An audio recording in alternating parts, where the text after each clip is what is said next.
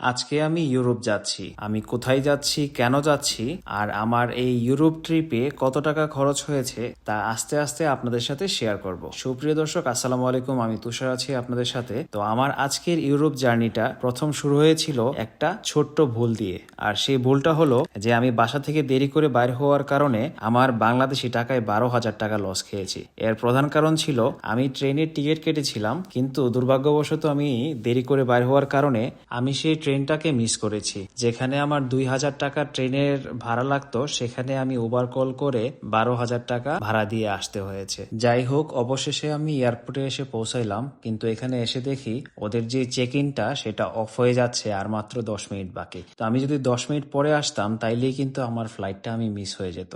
যাই হোক, আমি যখন ভিতরে আসলাম, আসার পরে দেখি আমি একমাত্র বান্দা যে সবার শেষে আসছি, আমার আগে সবাই লাইনে দাঁড়িয়ে আছে। আপনাদের জন্য সাজেশন থাকবে, আপনাদের যেদিন ফ্লাইট থাকবে সেই ফ্লাইটের 2 থেকে 3 ঘন্টা আগে অবশ্যই এয়ারপোর্টে গিয়ে বসে থাকবেন। তা না হলে এয়ারপোর্টের ভিতরে অনেকগুলা স্টেপ থাকে, এই সবগুলা স্টেপ পার হয়ে তারপরে কিন্তু আপনাকে বিমানে উঠতে হবে। এটা এমন না যে আপনি ডিরেক্ট বিমান ফ্লাই করার 10 মিনিট আগে চলে গেলেন আর আপনি ডিরেক্টলি বিমানে উঠে গেলেন। যে পাসপোর্ট আছে সেটারও চেক হবে, আপনার যে মালামাল আছে সেটার চেক হবে, আপনার বডির চেক হবে, ভিসার বিষয় থাকে, ইমিগ্রেশনের বিষয় থাকে। তো সবগুলা জিনিস কিন্তু একটা লম্বা সময়ের ব্যাপার। তো আপনারা যদি দেশের বাইরে যান অবশ্যই হাতে সময় নিয়ে বাইর হবেন। আর আমার মতো ভুল করিয়েন না, করলে আপনার টাকাও হারাবেন আর আপনার ফ্লাইটও মিস হওয়ার সম্ভাবনা থাকে।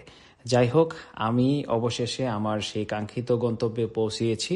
আর পৌঁছানোর পর আমার খুব ভালো লাগতেছে, কারণ আমি আমার নেক্সট ভিডিওগুলোতে আপনাদের সাথে শেয়ার করব আমার কোথায় কত টাকা লেগেছে আর আমি কি কি জিনিস এখানে এক্সপেরিয়েন্স করতে পেরেছি, তা অবশ্যই আপনাদের সাথে শেয়ার করব। আপনারা আমার পরবর্তী ভিডিও দেখার জন্য অবশ্যই আমার সাথে থাকবেন। আপনারা ভালো থাকবেন, সুস্থ থাকবেন, সুন্দর থাকবেন। আজকের মতো আল্লাহ হাফেজ, আসসালামু আলাইকুম।